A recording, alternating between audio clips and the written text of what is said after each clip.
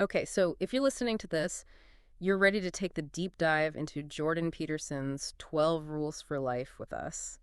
And maybe you're looking for a shortcut to kind of get to the heart of his thinking. Well, think of this deep dive as that express lane right through Peterson's mind. We're going to be dissecting excerpts directly from his book, 12 Rules for Life. And let me tell you, this guy has this super fascinating blend of psychology, philosophy, and just a totally unique perspective on life. Are you ready for this? He really is captivating, isn't he? Peterson really zeroes in on this idea of responsibility and meaning and just those universal questions we all kind of ponder. Mm. He Mm. really challenges you to confront all that tough stuff that life throws at you head on. And he does it all with this really intriguing background, too. He's a Harvard professor, but he's got this definite cowboy vibe. It's like he's this captivating blend of an old school preacher and a clinical psychologist, but always with this intellectual honesty that makes you really listen. Yeah, you hit the nail on the head. What I find so refreshing about him is that he's not afraid to be challenged or corrected at all. He sees those moments as opportunities to refine his understanding.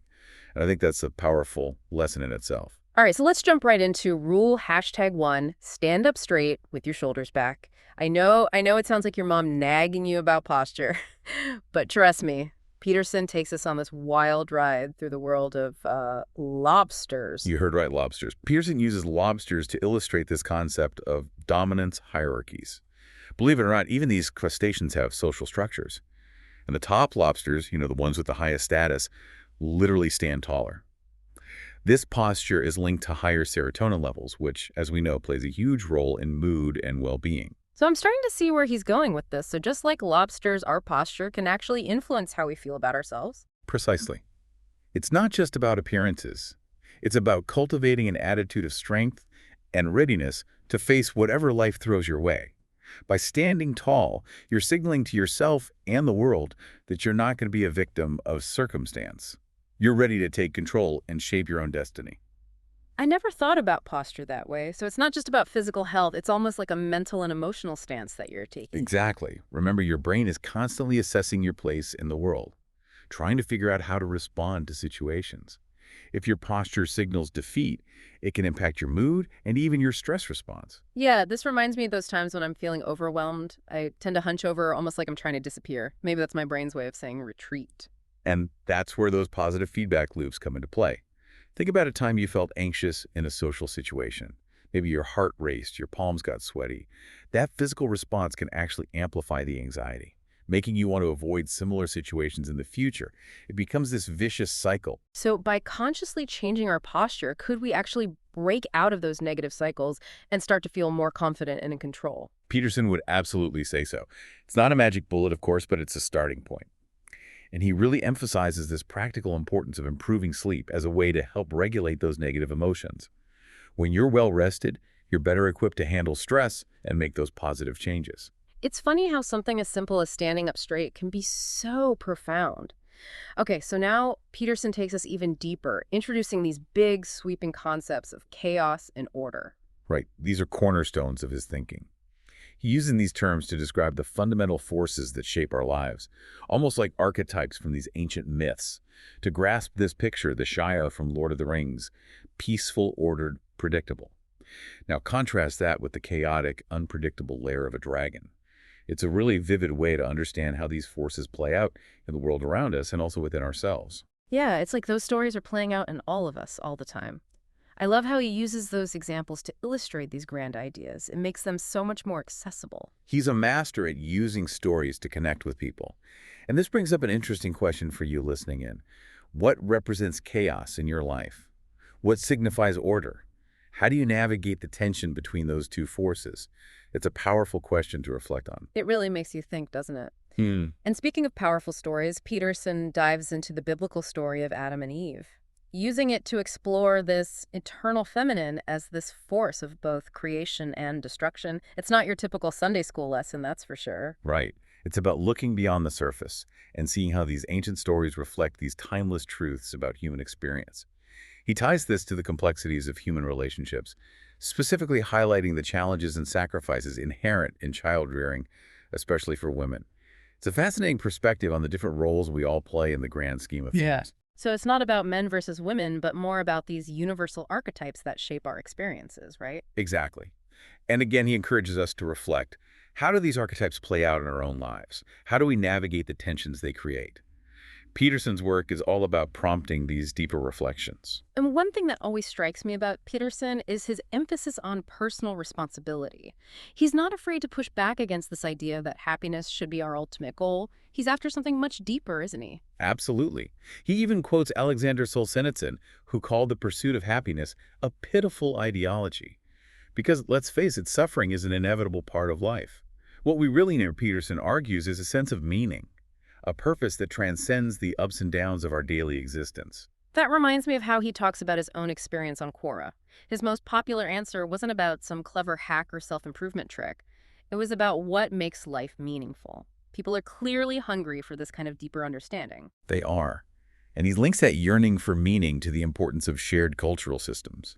He believes these systems, even with their flaws, provide a necessary framework for understanding values and finding our place in the world.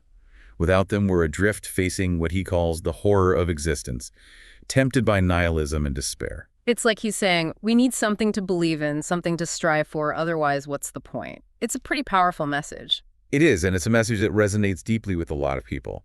He's not suggesting blind faith or conformity, but he is highlighting the need for this shared sense of meaning, a set of values that guide our actions and help us navigate the complexities of life. Okay, so let's dive into rule #4. Compare yourself to who you were yesterday, not to who someone else is today.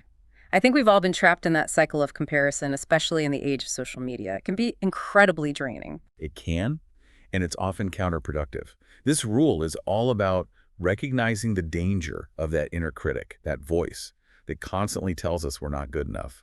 Peterson challenges us to question that voice, especially when it's relentlessly negative, regardless of our accomplishments. He even poses the question, what if the game you're playing is rigged? It's a powerful invitation to step back and examine the standards we're using to judge ourselves. You know, that really hits home for me. I'm constantly comparing myself to others, and it's exhausting. It's like I'm always coming up short no matter what I achieve. And that's where resentment can creep in. Peterson sees resentment as part of an evil triad, alongside arrogance and deceit.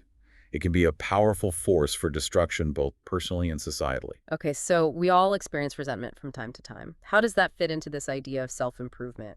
Peterson believes resentment can be a signal, a red flag, that something is off kilter. If it stems from immaturity, it's something we need to work on overcoming. However, if it's a response to genuine injustice or tyranny, then it becomes a moral obligation to speak up to challenge the status quo. The key is to discern the source of the resentment and act accordingly. It's about understanding where that resentment is coming from and then figuring out the most constructive way to address it right. It's not about wallowing in it or using it as an excuse to lash out. Exactly. It's about taking responsibility for our own emotions and using them as fuel for growth and positive change. Peterson is a big proponent of discipline and sacrifice as essential ingredients for a meaningful life, right? It's not always about choosing the easy path. Absolutely. He even reframes the biblical idea of work as a curse. He sees it as representing the discovery of the future, the need to delay gratification and exert effort to build something better down the road. It's about understanding that true fulfillment often comes from striving, from pushing ourselves beyond our comfort zones. This ties into his interpretation of the Cain and Abel story, right? It's not just a simple tale of sibling rivalry. It's a deeper exploration of those choices we make, the consequences of resentment, and the paths we choose to walk. Precisely. He uses these ancient stories to illuminate these timeless truths about human nature. He's always looking for those deeper layers of meaning, those connections that resonate across cultures and time periods. Now, things take a bit of a darker turn when Peterson delves into the capacity for evil within each of us. It's a pretty heavy topic, but he uses those real-life examples like the Columbine shooters to make it painfully real. He doesn't shy away from the difficult stuff, does he? And this is where he dives into the shadow side of humanity. He links this to resentment as a motivating factor for violence, and also explores the dangers of assuming a judge role over others. This reminds me of a client I had who was deeply troubled by this idea that humanity is a plague on the planet. It really sent him into a spiral of despair, like he'd lost all hope for the future. That's a perfect example of how focusing solely on the negative can be incredibly destructive. Yes, there's suffering and evil in the world, but Peterson cautions against this one-sided compassion. We can't forget the potential for good, the importance of individual responsibility, and the need to confront the darkness without losing sight of the light. It's a delicate balance. So it's about acknowledging the complexities of human nature, recognizing both our capacity for good and evil, and choosing to focus on what empowers us to create positive change. That's a great way to put it. It's about finding that middle ground, that space where we can be honest about the challenges without surrendering to despair. It is a delicate balance. And speaking of balance, Peterson's rule about not bothering children when they're skateboarding. Rule 11 might seem a bit out of place, but it actually ties in perfectly with what we're talking about. I have to admit, when I first read that rule, I thought, okay, is this just some random parenting advice? But knowing Peterson, there's got to be some deeper meaning there. Oh, absolutely. Peterson observed these kids skateboarding at the University of Toronto, specifically on handrails and steps, those classic skateboarding spots. He saw it as these kids naturally gravitating towards risk and challenge, testing their limits, maybe even getting a few scrapes along the way. Yeah, I can picture it now. Fearless kids pushing boundaries, figuring things out on their own. It reminds me when we were kids, always trying to build the biggest, most daring bike ramps in the neighborhood. Exactly. But then the university installed these skate stoppers to prevent skateboarding in those areas. And Peterson saw that as an overreaction, a misguided attempt to eliminate all risk. It's like that old saying, you can't wrap kids in bubble wrap. It's so true. And trying to eliminate all risk can backfire, right? I remember when they took out all the dangerous playground equipment from the park when I was a kid. We just ended up finding even riskier ways to play, like climbing trees that were way too tall for us. Yeah. You see, Peterson argues that overprotecting children can actually hinder their development. They need those experiences of risk and challenge to build resilience, to learn how to navigate the world, and to discover their own capabilities. So it's not about letting kids run wild with no boundaries, but more about finding that balance between safety and allowing them to explore their limits. Precisely. Yeah. And this idea of allowing children to face challenges connects to Peterson's observations about success and how it can often trigger resentment in others. He argues that success, especially in a competitive society, can highlight the gap between where someone is and where they want to be, leading to envy and even hostility. That makes sense. It's like that saying, misery loves company. Sometimes when we're struggling, it's easier to resent someone else's success than to look inward and address our own shortcomings. And that's where Peterson gets into this darker side of success, Yeah. this idea that even positive achievements can cast a shadow. He introduces this really fascinating concept called ressentiment. It's a French word that describes this deep-seated resentment that can fester and turn into a desire for revenge. Think of it like this. Someone feels deeply wronged. Maybe they feel like life has dealt them a bad hand, and they become consumed with bitterness and a need to get even. Wow, that's intense.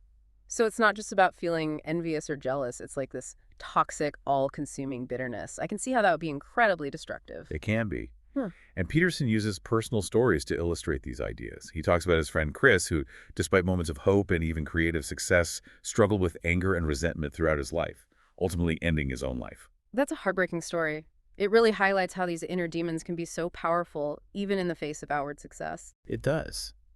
And Peterson reflects on how Chris's struggles were intertwined with his inability to overcome resentment, his tendency to compare himself to others, and his difficulty finding a path that felt truly meaningful to him. This makes me think about how we often focus on external markers of success, money, status, possessions. But maybe those things don't really address those deeper longings of the human heart. That's a profound insight. Peterson would agree that true meaning and fulfillment often come from something much deeper, something that connects us to something greater than ourselves. He also shares that story about his teenage confrontation with a bully named Renee, the one where they ended up chasing each other around the bike racks, like something out of a Keystone Cops movie. Right. It's a great example of how standing up to a bully isn't always about physical strength.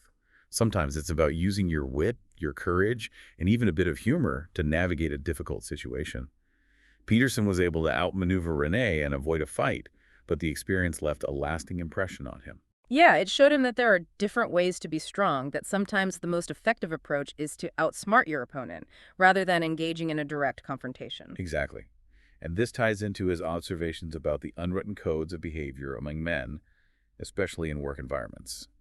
It's about proving your competence, your reliability, your ability to handle pressure without complaining or showing weakness. He even brings up that classic Arnold Schwarzenegger line, "Don't be a girly man." It's not about being anti-woman, but more about pushing back against dependency and weakness, right? Precisely.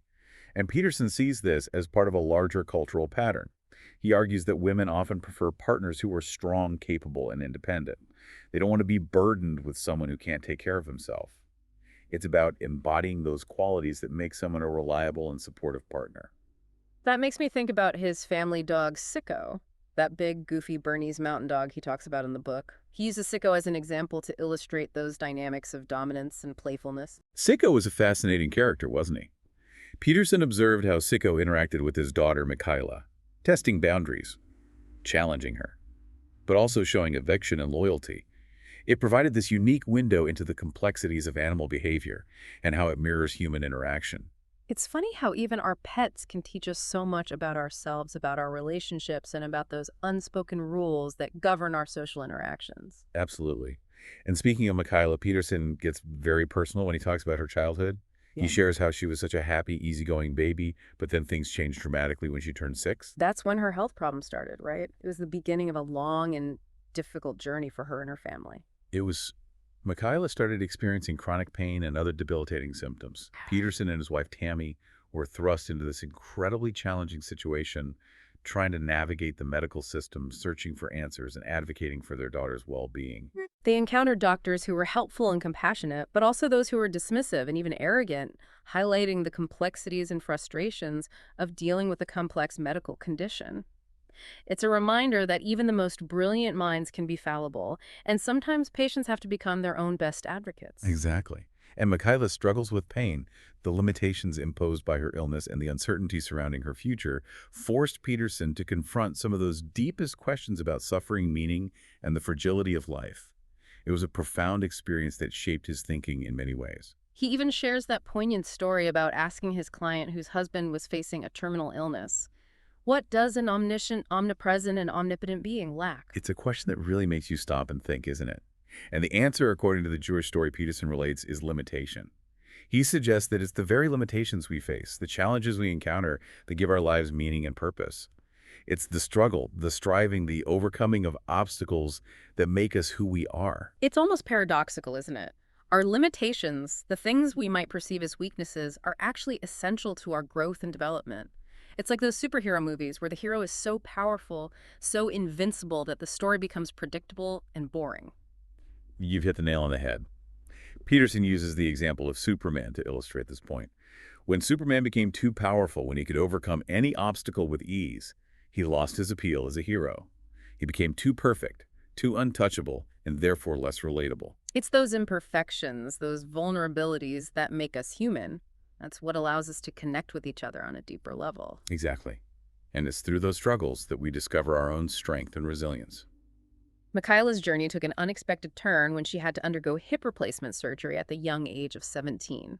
It was a major surgery with a long and painful recovery made even more challenging by the fact that doctors were hesitant to prescribe strong painkillers due to concerns about addiction. This experience brought Peterson face to face with the limitations of the medical system and the ethical dilemmas surrounding pain management.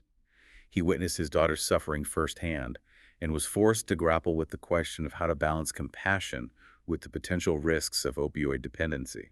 It's a complex issue with no easy answers. It also highlights the importance of patients advocating for themselves, pushing back against conventional wisdom when necessary, and seeking out alternative solutions when the standard treatments aren't working. Absolutely. And this ties into Peterson's broader message about personal responsibility. He encourages us to take ownership of our own lives, to be informed, to ask questions, and to make decisions that align with our values, even when those decisions go against the grain. It's about being an active participant in your own life, not just passively accepting whatever comes your way. He talks about receiving this pen of light from a friend and using it to journal his thoughts and aspirations. It's a beautiful image, isn't it? It is. The pen represents the power of language, the ability to articulate our desires and to shape our own narratives.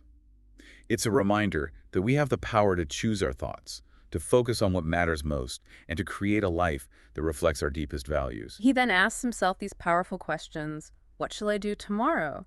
And the answer comes back, the most good possible in the shortest period of time. It's a powerful call to action, isn't it? It challenges us to live each day with intention and purpose, to focus our energy on making a positive impact, however small it may seem. And he goes even further, asking, what shall I do next year? The answer is even more profound. Try to ensure that the good I do then will be exceeded only by the good I do the year after that. It's about setting ambitious goals, striving for continuous improvement, and leaving a legacy that extends beyond our own lifespan. It's about making a difference in the world that ripples outwards, inspiring others to do the same. Peterson then shifts his focus to the importance of honoring and respecting women, particularly in their role as mothers. He argues that a society that fails to recognize the sacred element of motherhood is doomed to fail. He makes this powerful connection between the nurturing and care provided by mothers and the development of trust and security in children. He argues that these foundational experiences shape our worldview, our capacity for empathy, and our ability to form healthy relationships. It's about recognizing the profound impact that mothers have on shaping the next generation. He even uses those unsettling examples of Hitler and Stalin, suggesting that something must have gone terribly wrong in their early relationships with their mothers. It's a chilling reminder of how early childhood experiences can have such a profound impact on a person's trajectory, for better or worse. It's a sobering thought, isn't it? And Peterson emphasizes that the fate of the world truly does rest on each new infant. They are incredibly vulnerable, yes, but also full of potential. And the way we treat them, the care and attention we provide, will shape the future of humanity. It's a heavy responsibility, but also a source of hope and inspiration. It's about recognizing the power and influence that we all have in our own ways to create a better world. And Peterson reminds us that honoring women as mothers doesn't mean putting them on a pedestal or treating them as fragile beings. It means recognizing their strength, their resilience, and their capacity to shape the next generation. It's about recognizing the crucial role they play in society and ensuring they have the support and resources they need to thrive. Yeah, it really does come down to that fundamental respect for each person, recognizing their inherent worth and potential.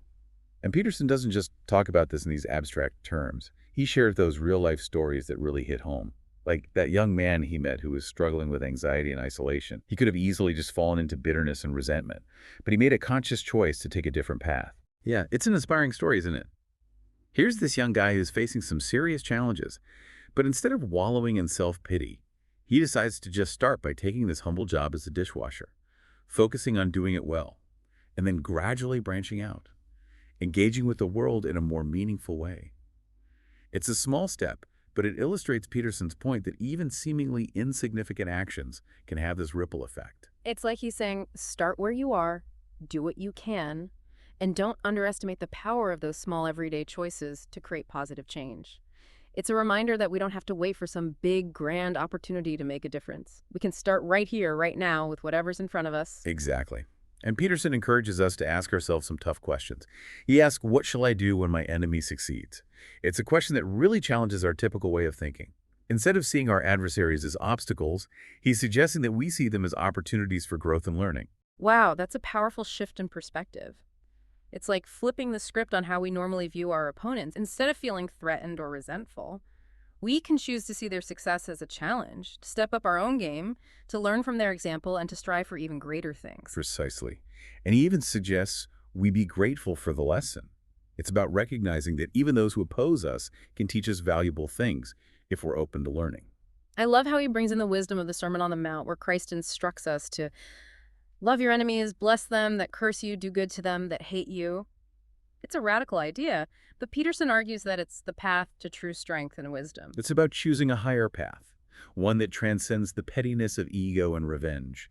It's not about being passive or letting people walk all over you, but rather about responding to negativity with strength, compassion, and a commitment to something greater than yourself. So it's about recognizing that our true power lies not in dominating others, but in mastering ourselves, in choosing to act from a place of love and understanding, even in the face of adversity. Beautifully put. And Peterson connects this to the idea of aiming at the betterment of being. It might sound a bit abstract, but what he's really getting at is this idea of aligning ourselves with truth and goodness, with what's life-affirming and meaningful, even when surrounded by chaos and suffering. You know, it's like he's challenging us to live a life that's not just about pursuing our own individual happiness, but about contributing to something bigger than ourselves. It's about asking, how can I make the world a little bit better, even in the small ways? That's a great way to frame it. It's about recognizing our interconnectedness, our responsibility to each other, and the potential we all have to create positive change. Okay, so we've covered a lot of ground here. Lobster's chaos and order, the eternal feminine, personal responsibility, sacrifice, skateboarding, the shadow side of humanity, and so much more. Peterson really packs a lot into his 12 rules. He does. It's a dense and challenging read, Yeah. but ultimately I think what stays with you is this message of confronting life's challenges head on, taking responsibility for your choices, and seeking out meaning and purpose even in the face of suffering. He's not offering easy answers or quick fixes. It's more about a fundamental shift in perspective, a commitment to personal growth, and a recognition that true meaning is often found in the striving in the journey itself rather than in some distant destination. Exactly. And for you listening in, I think the key takeaway here is this. How can you cultivate that sense of personal responsibility while also acknowledging the complexities of life and the existence of real suffering? It's a question worth pondering. And I encourage you to explore Peterson's work further, to dive into 12 Rules for Life and really wrestle with these ideas. They have the potential to transform the way you see yourself and the world around you. Thanks for joining us for this deep dive into Jordan Peterson's 12 Rules for Life. Until next time.